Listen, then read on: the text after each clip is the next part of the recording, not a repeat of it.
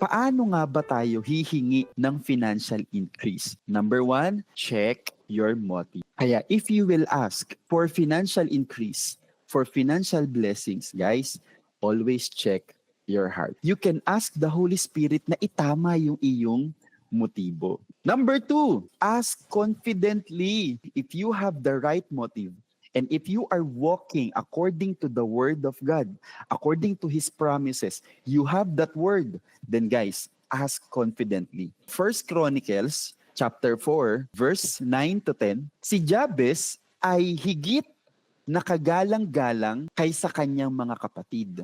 At tinawag ng kanyang ina ang kanyang pangalan na Jabez, na sinasabi, sapagkat ipinanganak ko siya ng may kahirapan. At si Jabez ay dumalangin sa Diyos ng Israel na nagsasabi, O ako naway iyong pagpalain at palawakin ng aking nasasakupan. Nag-pray siya opposite dun sa kanyang background, kahirapan, nag-pray sa Panginoon. Confidently. And specific yung kanyang mga hinihingi, guys. At ipinagkaloob ng Diyos sa kanya ang kanyang hiniling.